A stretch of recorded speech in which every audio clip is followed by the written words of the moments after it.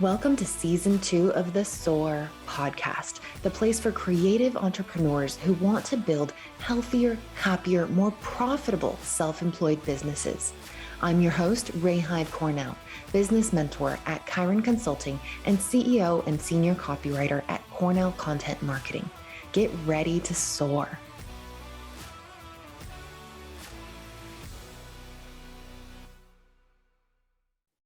Welcome to the SOAR podcast. Today we have Paul Halme.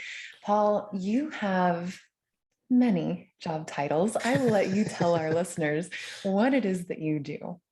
I've had all of them, I think, in my life. I'm always one of those guys that's always willing to try something just off the wall. Right now, I own a MMA gym still. It's kind of my baby. So I've had it for 19 years. But my main business is consulting for other gym owners and then also helping them with their finances when they start making money and figuring out what to do with money so they actually have money when they get older. Yeah. And so I have to reference your bio that you sent me because holy crap, dude, like you have a lot here. You're a best-selling author, international speaker, financial advisor, Brazilian Jiu-Jitsu world champion. You own a gym. You're a former stockbroker. You also, it sounds like you kind of like mentor your clients. You're a coach as well. I mean, how on earth do you balance it all? Let's just start there. Yeah, that's a tough one. Luckily, I've got an amazing wife who helps me keep everything because I'd lose my mind. This will be our 23rd year married. So we've been together for a long time. So she knows me and helps things out and kind of balances me out. And do you guys work together? What's that? Do you work together as well? Yeah, she does stuff with the gym side of our physical location, but just a little bit. She's kind of phased herself out with the kids and everything, but she still does.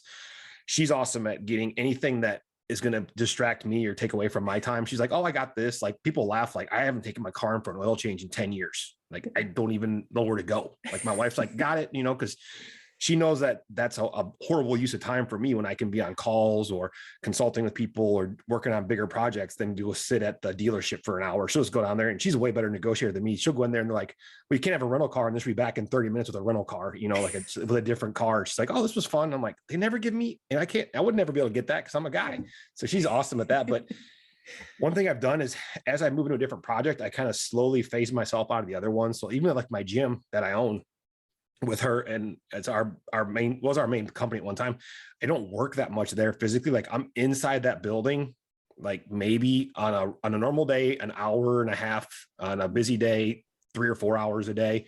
And then some days I'm not there at all. So that gives me time to work with the consulting because I learned trying to have multiple locations that you can't do that because people it's such a personality driven business. People wanted me at all the gyms. And I'm like, well, I have 4 of them. I'm going to explode. Yeah. So then I found consulting. I'm like, hey, I can scale this. I can help you. I can be on a Zoom call with 30 people, help them. And then, over Messenger and stuff like that and Slack, help them even more. So it's been super rewarding, but yeah, it's a balancing act.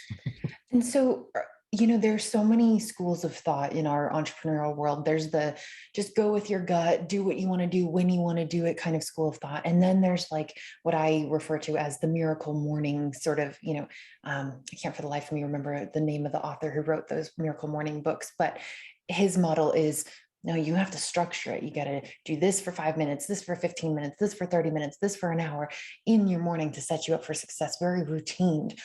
Which school of thought are you, or is there kind of a middle ground, a third one?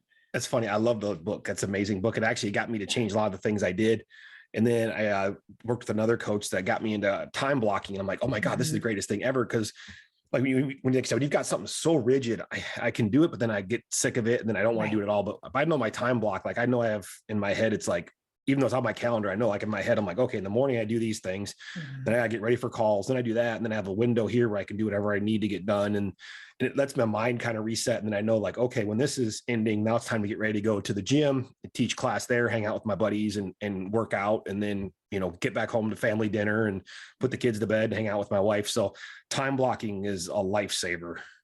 And it's, I talk about this. I have a workshop called the Energy Aligned Success Schedule. And we do this where we have people track their energy throughout the week to see, okay, where are your peaks? Where are your valleys? Because everyone kind of has a different flow. And then we kind of put these blocks in place, but there's this balance between letting your structured schedule be a source of relief where it takes the decision fatigue out of the equation versus letting it almost be too confining to where people who are very multi-passionate like yourself or very creative, they can find it too rigid and too restrictive and almost get this like claustrophobic feeling about their time and their schedule. So how do you find that balance? Yeah, for me, if I get too stuck on something, if there's too much to do like that, I'll kind of like, I'll freeze up and be like, I don't want to do anything. I'm just going to like step away. And then I'm like, okay, you can't do that because you got to do these things. So I write out like what I have to get done. And I've actually written it all out like, hey, I should do this every, these things in a row. But then it's like, I don't hold myself to that. I'm like, hey, you got the time block. If you can get these things done, awesome. If you don't, that's okay. The world's not going to melt, but at least try to get 3 things done a day that have to like move the business forward. And then of course, scheduling, and the first thing is scheduling is family time, because if you don't take care of that, then you're going to be a successful entrepreneur with no family because they're going to get sick of it. And then of course, taking care of yourself too, because health and fitness, as you get older, it's like I'm 47 now and I'm starting to see friends like get serious health issues and people pass away from stuff they could have prevented. And I'm like, do something about it. And they're like, oh, well, I'm just too busy. And it's like, okay. It's like you're working so hard so that you'll have, you can pass away with all your money and it's just gone. Right. So it's a matter of, for you, knowing your priorities, family, health, and fitness, and then also having a process of, it sounds like what you're saying is you're very self-aware of, okay, I'm feeling the sense that I need to just like stop everything, not do anything, run away from this, which means, oh, I must be feeling overwhelmed. So let me write all my ideas out on paper, organize them, but then also don't hold yourself to that organization too tightly. Correct. Yeah. Because if I don't have a roadmap to it, I always joke around. It's like when people don't have like a plan, it's like getting on a plane and the pilot says, hey, we're going to go to New York. We're just going to head northeast from Dallas. And it's like, well, good luck with that. It's like, you have to have a plan. Like, okay, we got to get here, here, and here. And then, what you need to do to get to the end destination. Yeah. Yeah, exactly. Having those milestones of, am I on track or am I too far off course? Do I need to course correct? Yeah. So I want to know more about your story and how you got here. How did you end up with these 97 job titles? I'm exaggerating, of course, but I know I'm trying to narrow them down. you mentioned in your bio that you're a former stockbroker. Was that kind of your original traditional employment path? Yeah. So I went to school in South Dakota. I grew up in a small town in South Dakota, which if you don't know where that's at, it's like the middle of America, but almost in Canada. So it's like, my husband loves South Dakota. We went there for vacation last year. Like that you was went to you went to the Black Hills and Mount Rushmore, right? Yeah. Yes. Yeah. And Sioux Falls, but we drove all the way across and visited Badlands a few times. I literally grew up like 15 minutes north of Sioux Falls. Okay. So there's nothing there. It's just farm. You've seen it. So it's like farms, but everybody's like, oh, South Dakota's beautiful. I'm like, no, I was on the east side. The west side's amazing, but I grew up on the other side. But it's a great place to grow up. Like I joke around, like I was one of those kids where like, you get out of the house and you just knew you had to be home by the time the sun went down. There weren't cell phones. Nobody cared what you did. It's like you just, I'm surprised we're all still alive. It's like, so I was up in South Dakota and then I was up there and I was trying to figure out what I want to do with my life, obviously, and all stuff. And I'd gotten really into golf and I was playing golf in college. And I met a guy in study hall, because when you're in college sports, they make you go to study hall because they don't want you to flunk out, because apparently, and I learned that my second semester, a lot of guys don't come back after the first semester. So I met a guy who was a wrestler and he's like, hey, you want to watch the UFC? And I'm like, what's that? This is back in 1994. And I'm like, what's that? And he's like, oh, it's this crazy thing. We went and watched it on TV. And I'm like, oh my God, this is insane. He's like, oh, someday I'm going to do that. And I'm like, that's a pretty cool goal. I mean, that's a humongous goal and you're half crazy. And then fast forward 4 years later, he's like, hey, I've got 3 choices. I can either move to New York, LA, or Dallas. He goes, I can't afford to live in New York or LA. So I'm going to go to Dallas. And I was graduating. He had like 2 years left of school. And he goes, I can do it was like an intrastate transfer program where he had to pay in-state tuition. So it basically was the same price he was paying. And then he was just using student loans and everything. So he could go train and do that, but he still went to class. And then, so he did that. And I was like, you know what, that sounds kind of cool. I'll go down to Dallas. I've been down here before and I'm like, man, it's a pretty cool spot. And my grandfather gave me the best advice because I was kind of tentative about it. And he's like, what's the worst thing that can happen? He goes, go down there for a year. If you hate it, you can always come home. Because if you don't go, you're never going to know what could have happened. And I'm like, you're a very wise man. So came down here and I met my wife 2 months later. I'm like, oh, that's over. So, and then fast forward again, my best friend's in the UFC. And I'm just like, it was like this crazy dream. Like he made it all happen. He's in the UFC and we're traveling. because I'd never gone anywhere when I was a kid growing up, because we were lower middle class and we'd go back and forth between Michigan and South Dakota. And I'm like, okay, I've seen enough of Illinois, Chicago, Iowa. Yeah. So I'm in Dallas, and these guys, we're all doing jiu-jitsu, and jiu-jitsu was started in Brazil. And everybody's like, hey, there's this big tournament down there, you want to go? And all my friends were going. I'm like, well, I want to go. And I don't even know how I get there. And then I 24, I think I was 24 years old. And then literally first trip out of America, you're on the beach in Rio de Janeiro, Brazil. And I'm like, oh my God, there's a whole amazing world out here I've never seen. I want to see all of it. And then seeing him travel and getting to go with him and fighting opened up my eyes to like, wow, if I get kind of do what he does, the entrepreneurship side of it, I can do these things too and go to all these different things. So I spent like a decade just traveling all over, and it was amazing. Wow. I love your story, because it's really the premise of this show. Really, you started out in this small town, in this little community, in this small world, this little bubble that felt safe. And you had all these what ifs. And thank goodness for your grandfather, because he was really the one who said, well, just go look. Just go look at what's possible. Just go see.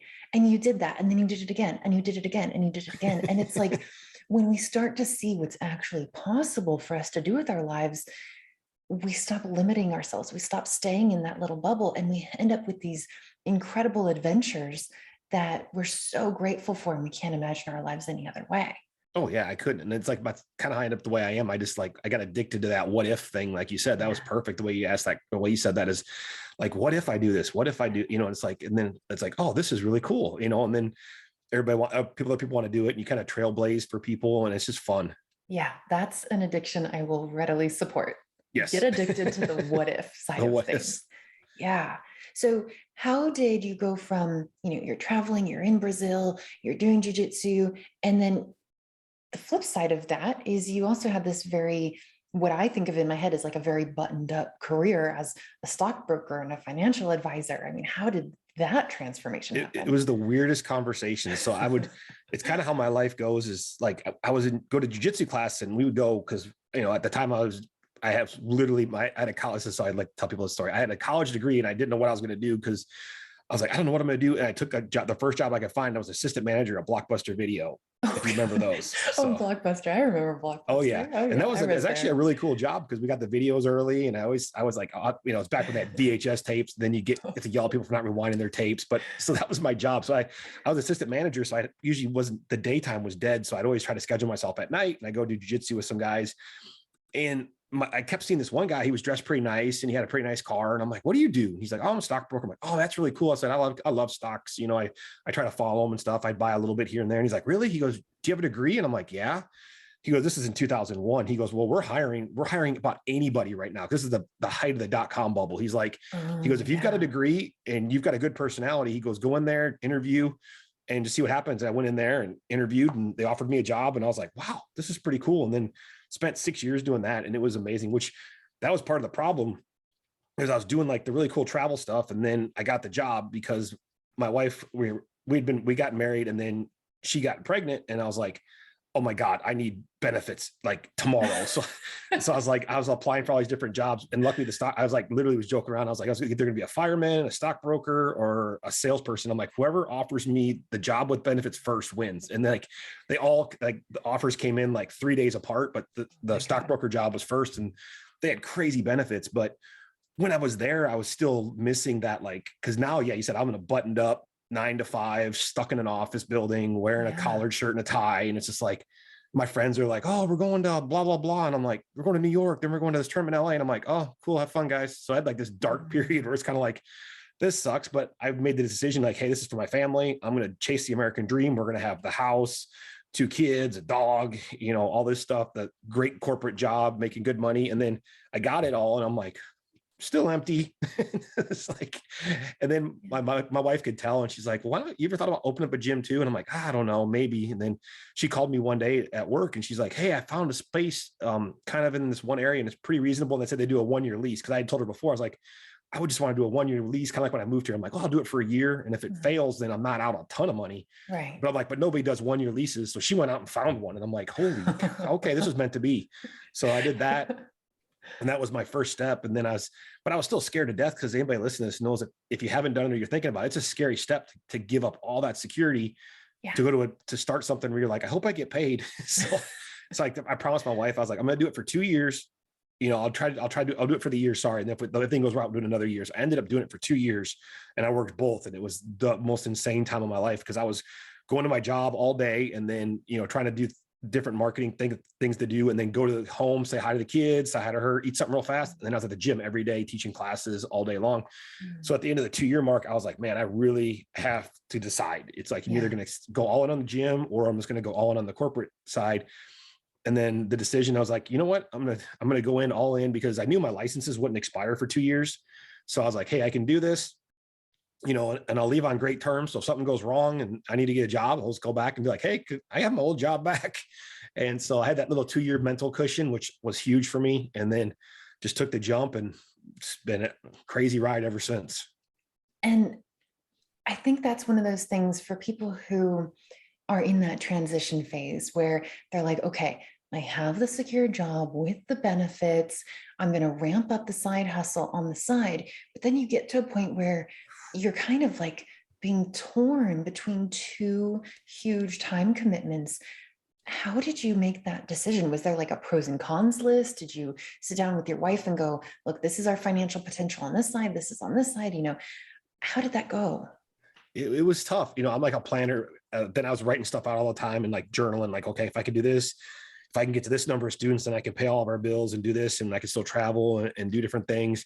And then at that time, my best friend had won the Ultimate Fighter 4, and he was going to fight Anderson Silva for the title and all this stuff. I'm like, oh my God, this is going to take up so much time. I'm like, and we talked about, so if I'm going to jump, this is the time I have to do it, because if he wins this fight, it's going to be a crazy 2-year ride. Like at minimum, it's going to be just amazing. We're going to have the greatest 2 years ever. I said, if he loses, then it might only be 6 months, Yeah. And then some really bad things happened where he didn't make weight for the fight, and they made it a non-title fight, and then he lost the fight, and then he got another fight later on, and then lost the closest fight, and then got basically cut from the UFC. So it was about 6 months, but I was mentally prepared for it, and I wouldn't trade it, because man, it was a fun 6 months. I mean, getting ready for those 2 fights was crazy. And so that's another thing, is we often set ourselves up with thinking, oh man, I could do this, and then it could turn into this, and then it could turn into this, and it could, perfect example. I just went on, we're recruiting this in June of 2022. And I just went on this trip with my book publisher. It wasn't for the book that I did with her, but it was for one of her own. And she had these publicity events in Las Vegas. And, we're being told by the event organizers, like, oh, Lindsay Lohan's going to be there, and there's this celebrity who's going to be there, and this one, and this one, and this one, and this one. And so she and I, of course, were totally like geeking out. 90s babies were like, talking about, oh, like all the people we watched on TV and all the bands and all that.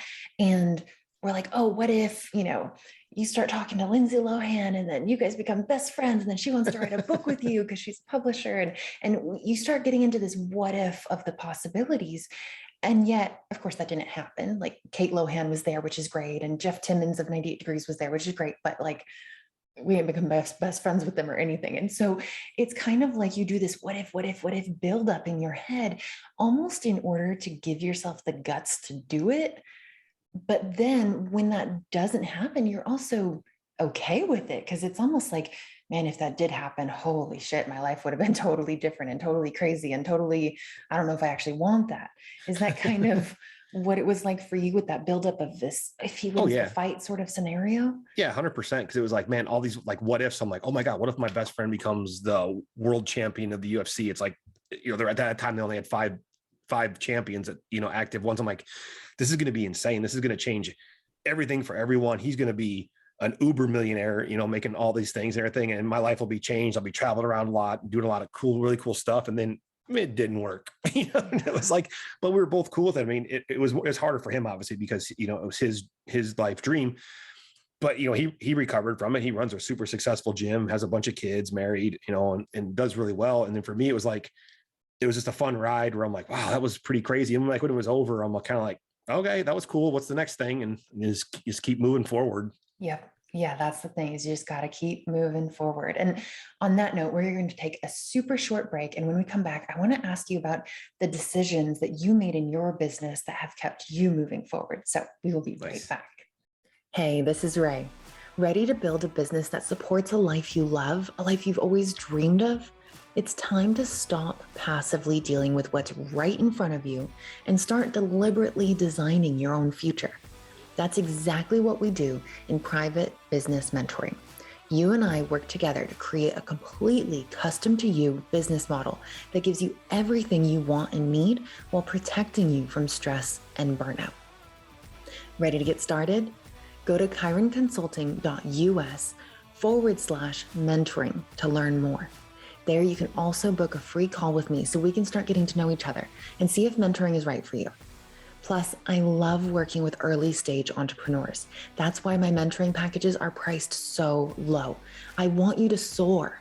So don't worry about having to shell out thousands of dollars. Not here. Just go to chironconsulting.us/mentoring to learn more. All right, we are back with Paul Halme. Now, Paul, you have had this incredible journey of, I can't even say dabbling in so many different things, because you didn't dabble, you like dove down deep into all of these things. My wife gives me a hard time. Like I literally, if I get into something, I just engulf it. Like it's insane. Like I will read every book I can find, listen to any podcast, YouTube, go find coaches. I'm like, someone teach me. Cause I learned that, from playing golf. Like I was a decent golfer until I really got committed. And then I was able to kind of work my way up, without coaches. We didn't have any coaches. And then I got to college and I got a real coach, and I'm like, oh my God, if I'd had this 4 years ago, I would be a different person. I'm having to walk onto a college versus getting a full ride, and then by the end of my 4 years, it was like, okay, coaching, you need coaching. That's why I tell people, it's like, no matter what you want to do, you need a coach, unless you want to try to figure out yourself for 20 years. Right. And I love that you said you committed. It's that point where once you commit, that's when the whole world opens up to you. If you're just kind of tiptoeing around the boundaries and you're like, oh, I don't know what's in there, I'm kind of interested, but I'm just not ready to step over that line. It's not until you commit and you're like, I'm all in, that the magic really starts happening. And for you, you were able to, I still don't understand how you do it, but you were able to marry all of these pieces between the fitness side of your business, the consulting side of your business, the financial advising, and all of that expertise that you learned in stockbrokering. You were able to pull all of this together because you committed. But I'm wondering, what is it that you actually committed to? Did you commit to a better financial future for your family? Did you commit to yourself? Did you commit to this business model? What do you feel like it is that was your driving force, that you were like, I am committed to this? It all evolved over time. Like at the beginning, it was like, I'm committed to doing this to make more money, or I'm committed to doing this to, to get to that next level, to get these things. And then when you start getting those things, you're like, it doesn't change anything. It's like you get a nicer car and it's like, okay, it's cool, it's nicer, but after you drive it for a while, it's a car. Or you get a new watch and you're like, that was cool. Besides, what happened for me, and it's kind of a messed up situation, and it was a life-changing one, but my little sister passed away at 34. She died from complications of a brain aneurysm. So like for me, that like slapped me in the face, like, oh my God, like time is so short. So after that moment, everything for me became about freedom and just like traveling now. Like my little sister never got to go anywhere. And that's part of my thing, is like, I go everywhere except for the last 2 years. But, it's like, but for me, it's like, I would rather, take my family on a trip than buy gifts. I'll still buy them, but it's like, for me, it's, I'm driven by freedom. Yeah. And so it's, what can I do? What next move can I make that will contribute to that freedom lifestyle? Not, okay, if this next move is going to have me tied down to something for 6 months, maybe that's not really what I want to do. It sounds like freedom is really your compass, your litmus test. Yes. Yeah. To me, that's the big thing, is what the decisions I make now in 5 years, are these going to get me closer to that freedom number that I have, that I want to get to? Is it going to change my lifestyle where I can do the things I want to do easier? Then that's like, that drives everything for me. Yeah. And, one thing I think it's important to talk about is, a lot of people say money doesn't buy happiness.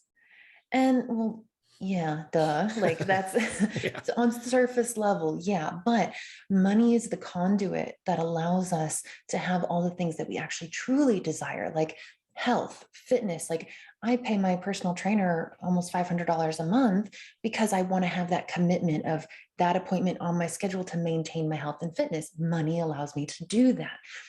being able to travel, being able to see things, have experiences, go skydiving, whatever you want to do, it all costs money.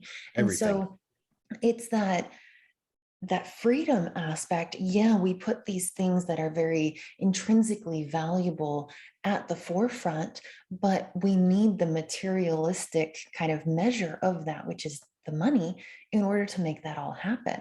So when you said, I think you said the phrase financial or freedom figure or freedom Yeah, like a number. freedom figure. Yeah, freedom Yeah. number. Yeah. Is that what you're referring to, is Mhm. actually money? Well, yeah, it's like a money. Like the big thing for me is how do I replace income with passive assets that create Mm, money? So eventually, when I'm older, it's like I'm never going to quit working. Like I joke around, like my wife said, I'll work forever. But at the yeah. same time, I want to be like, I want to have everything where it's passive enough where it's like, I think this month I don't want to work, and then just, but we're still going to go to Bali, and it's Right. like, okay, that makes no sense. I'm like, well, yeah, that's the life I want to build. Yeah. That's what I'm building right now. And I explained to her, it's a process. It's not going to happen overnight. It's, I was joking around. I was talking to somebody about finances and they were like, well, you're doing pretty good with this. And I'm like, dude, I'm only 20 years in on a 40-year plan. I mean, Yeah. because when you come from the finance industry and retirement and stuff, we always talk to people all the time. They'd come in and like, okay.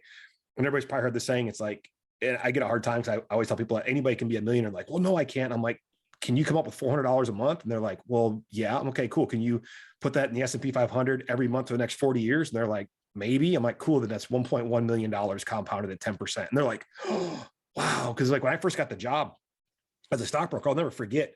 My parents, they were horrible with money. The only time I talked about money when it was like that we didn't have any of it and that people with money sucked. So when I got this job and you get a call and the account would pop up on your screen, I'm just like, what in the hell? This is like $3 million. I'm like, this must be like a celebrity or something like that. And you're talking to them like, oh no, I worked at GM for 40 years and I just maxed out my 401k and it's just crazy. So I'd have all these conversations with people that had insane amounts of money and they were just regular people that committed to a plan. So I always tell people, it's like, you got to have that long-term plan. So if you're in your 20s and it's like, you got all the time in the world to do it. If you're in your 30s and it's kind of like, then if you get in your 40s and you haven't started, you got a lot of work to do, but you can still do it. If I tell people, they're like, well, it's too late. I'm 40 years old. And I'm like, no, it's not. It's like, the best Time's time to going to plant a tick by tree was, anyway. yeah, it's going to go by. And it's like, you could spend the next 20 years, obviously you have to put more than $400 a month away, but spend the next 20 years doing things where you can create more income to invest it. And then for there, it's going to change your life when you're in your 60s. Yeah. Yeah. And what advice would you give someone who is, let's say, self-employed, let's say in the digital world? So someone like me who's a freelance writer or someone who's a graphic designer, a social media manager, VA, whatever. What advice would you give them when they're really just thinking of, can I pay rent this month? Can I pay the mortgage this month? When it comes to maximizing your money and creating that long-term plan that is going to set you up for financial freedom, because that's what it's all about, what advice would you give them? You just got to start. And it's so funny whenever I say people, they kind of roll their eyes like, really, I don't have any money. I'm like, yes you do. And they're like, well, $5? Do you have yeah, exactly, because $20? Yeah. they think, oh, I got to put all this money. I'm like, and so I'll tell people, is like, listen, I said technology has changed so in the last 2 years, like I would say last 2-3 years. Like Robinhood came in, love them or hate them, they get a lot of hate, but they changed the game. Yeah. They made all the brokers get rid of all their fees, change the way they do things, come up with fractional shares, so you don't have to spend a gazillion dollars to buy something. And so people are like, well, I don't have any money. I'm like, all right, cool. I'm like, set up a Robinhood, a Fidelity, a Schwab account, set it up and put $1 a day and pick a stock or an SP 500. And they're like, and I'm like, there's average 22 business days in a month. And I'm like, they're like, what's $22? What's that going to do? I'm like, a lot more than your zero. Yeah. And then they're like, oh, okay. And then what happens is it becomes not an addiction. It becomes like a game where you're like, you put $22 in and maybe you put in the S&P 500 or Amazon or Apple or whoever that you like. And then you look at it and the next month you go in there and you're like, I made $8 this month. And I didn't do anything. And I'm like, yeah, that's called, it's a capital appreciation. And they're like, and then they'll be like, hey, I got a dividend. What's a dividend? I'm like, well, a dividend is when the company makes a lot of money and they give it back to you and you get more stock. And they're like, wait, so I get more stock for free? I'm like, yes. And they're like, okay, can I do $5 a day? I'm like, sure can, and then they're like, okay, 10. And then I tell them to keep going until you find that uncomfortable number. Yeah. And then when you get to that number, you can stop, and be like, you know what? I'm uncomfortable. This is, $10 a day is $200 a month. But I said, if you do that for 40, 50 years, you're going to have a way different life. And obviously if you can, and as you make more money as a freelancer or any projects, because I would talk to a lot of people because in between doing the gym and the consulting, I was in the digital marketing world, like super hard trying to learn from those people because I'm like, okay, I need to get these results for brick and mortar people too. So I talked to a lot of freelancers and they were like, well, I do a lot of things or projects, and then we have launches or I do things and I get paid in lump sums. And I'm like, okay, cool. I'm like, don't think about it in dollars, think about it in percents. So if you get a big check and it's like, take 5% and just put it into an account. And they're like, oh, I could do that. And I'm like, yeah, but then if I tell them, hey, you got to put 1,000 away, they're like, whoa, 1,000. I'm like, no, 5%, you keep 95. Yeah, exactly. That's much more digestible. It's much more stomachable. Well, it's weird. Like the bigger the number gets, the more our subconscious holds us back. Like, so that's why I'm a huge fan of automation. So with my clients, like I always joke around, like I tell them that you should see money move every day in multiple directions. And they're like, really? And then once they get it going, then they're like, oh, I want more. Like I have so many automations going on. If they break, I'm like, oh my God, what happened? So it's like, but to me, it's the best feeling in the world. I tell people is, because you wake up in the morning, I try not to check email. I try not to check, social media. First thing I check is accounts, like, oh, okay, these deposits came in on the business accounts. Okay, cool, we're good there. And then I look at the investment accounts and things like that. And I'm like, okay, this one here. Money moved from this account to the IRA, this account to the HSA, this account to the kids' college accounts. Okay, this money went into our vacation account. So it's like, I'm a big believer in velocity. Like if money just sits there, it doesn't do anything. It's just like, okay, money's there, but what's it doing? I want money to go work. Like get to work. I'm going to bed. You go work.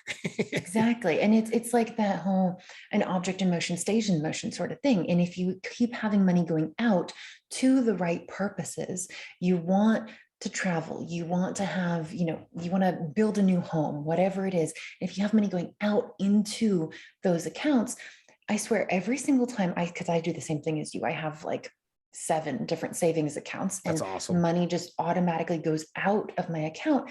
Every time I set a new one up, I don't feel it. I don't feel that $100 leaving, that $500 leaving. I don't see. It's crazy. It just comes in to fill the vacuum of it going out to the things that I actually want it to go out to. So it's this wonderful phenomenon that money just kind of naturally falls into. And the other thing with stocks and all of that, which my husband, he's the one who has a higher risk tolerance than I do. So he handles all our stocks and Bitcoin and all of that stuff. But what really calms my nerves is looking at the overall trajectory. And I feel like this is such a running theme of being an entrepreneur as a whole is if you look at it day by day, yeah, you're going to have some big dips. It's going to fall and that's going to be scary and you're going to be terrified. But if you look at it overall, it's always an upward trajectory. As long as you commit and you make those decisions, you make those bets on yourself, so to speak, you will always go up over time. And that's what you have to focus on, not the day-to-day dips or peaks.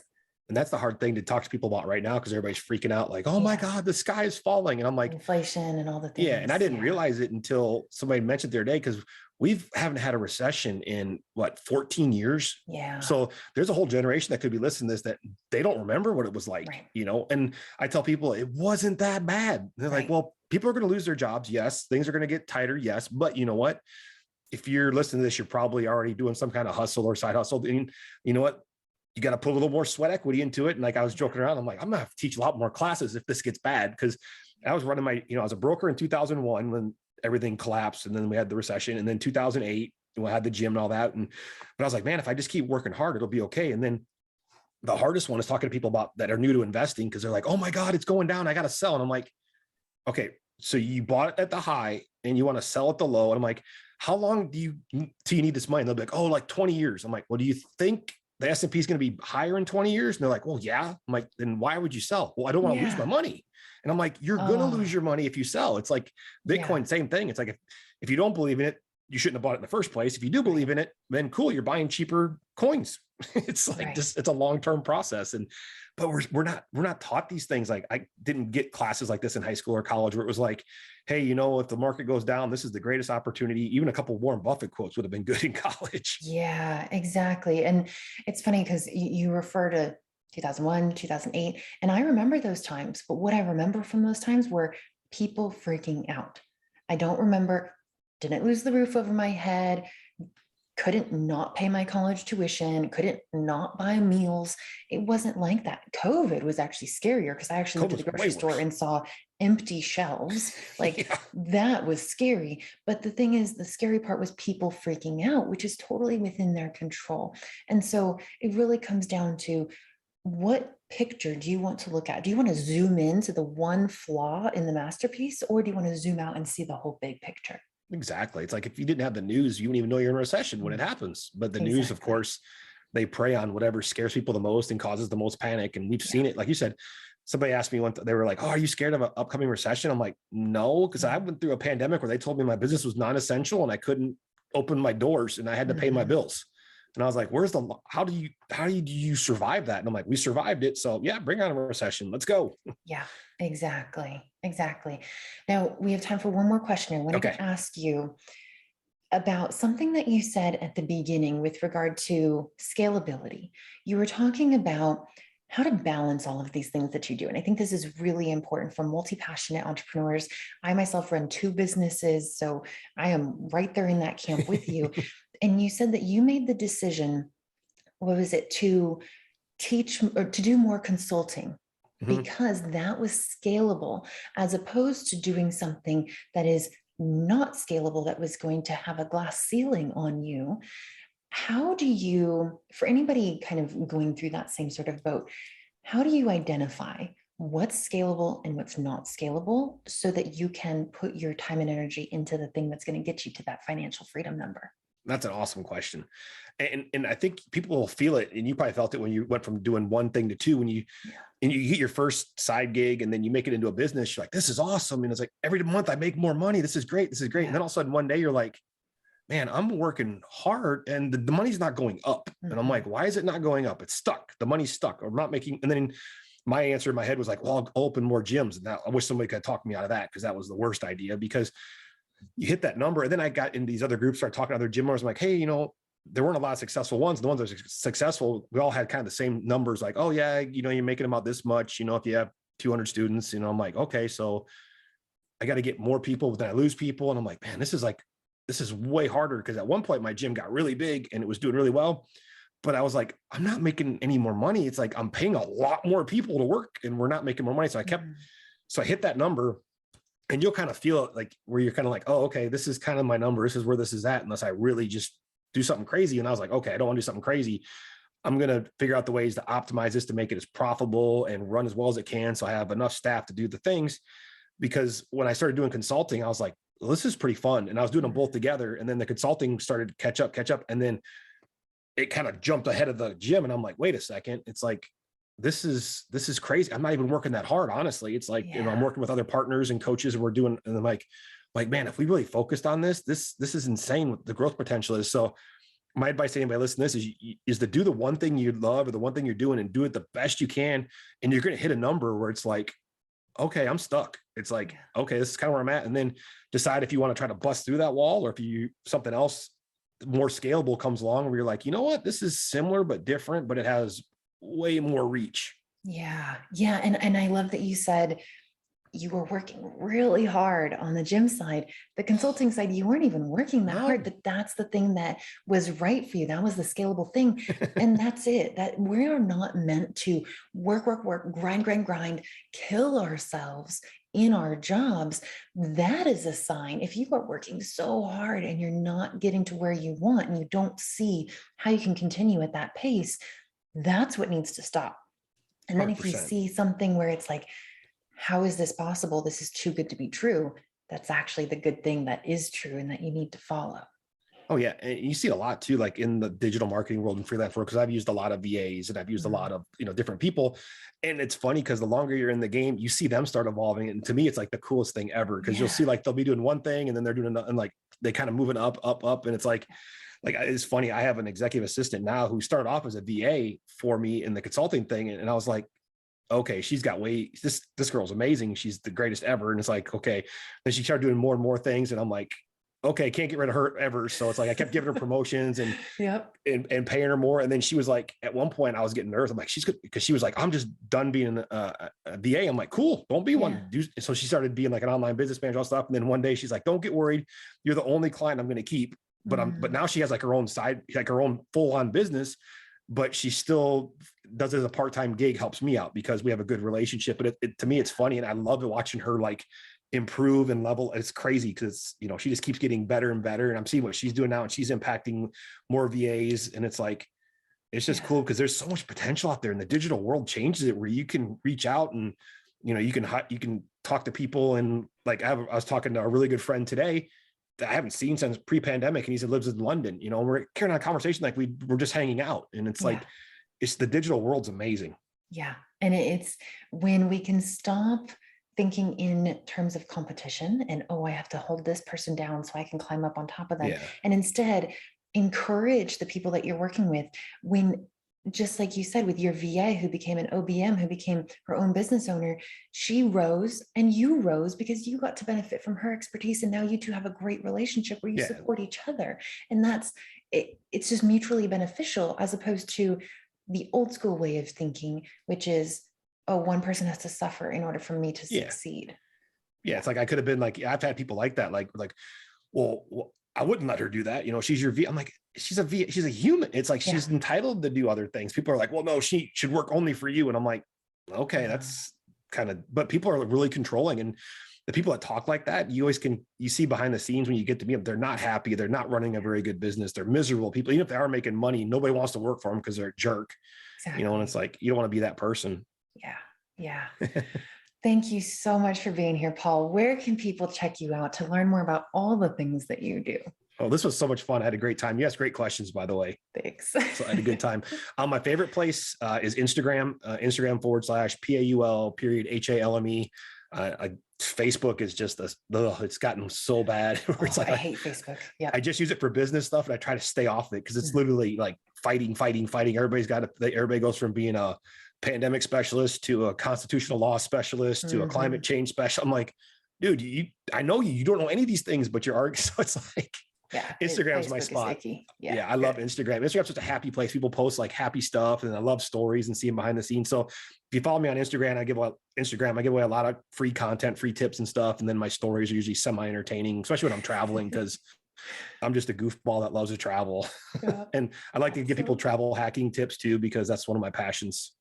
I can't wait. I am going to go follow you right now because I am fascinated. This is awesome. Well, thank you so much for being here, Paul. Awesome. Thank you for having me.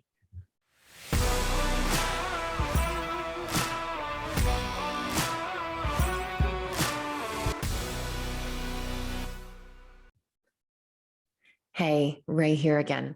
Thanks for listening. If you liked this episode, please subscribe and rate us in your favorite podcasting platform. Want to be a guest on the show or know someone who has an amazing story of entrepreneurship? Apply on our website at chironconsulting.us/podcast.